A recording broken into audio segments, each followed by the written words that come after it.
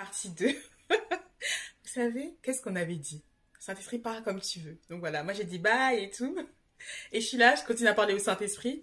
Et puis vraiment, d'un coup, paf, on est de retour.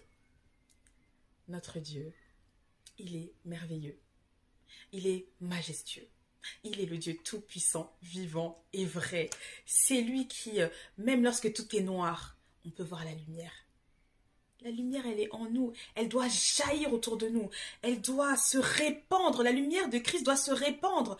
Alors qu'on est dans des temps qui sont compliqués, où par exemple on nous dit oui, la pauvreté c'est encore plus, les combats, etc. Oui, mais l'Éternel est vivant. L'Éternel n'a pas changé.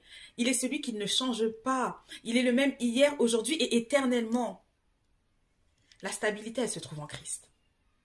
Elle se trouve en Christ. Donc vraiment, les quelques jours qui restent d'avant 2026, cherchez Dieu, cherchez-le. Il n'a pas changé, il se laisse encore trouver. Il veut vous parler, il veut vous donner les stratégies pour les années arrivées, les années suivantes. Et n'hésitez pas à faire un bilan avec le Saint-Esprit. Qu'est-ce qui s'est passé cette année? Que s'est-il passé? Est-ce que c'était une année un peu morose ou pas? Et surtout, ce que j'aime avec le Saint-Esprit, c'est lorsqu'on se dit, ouais, bon, là, moyen. Non, Saint-Esprit dit, non, non, non, regarde, c'est passé ça, ça, ça. Après, t'es là, tu dis, mais, oh, Saint-Esprit, c'était ouf, en fait, c'était ouf, oui. Parce que on n'est pas seul. Il est là, mais il veut seulement qu'on lui parle. Et il veut nous parler. Il nous parle dans sa parole, à travers une prédication, à travers des paroles. Il nous parle même à travers la nature, à travers la création. Dieu n'est pas limité. Le problème, c'est que nous le limitons.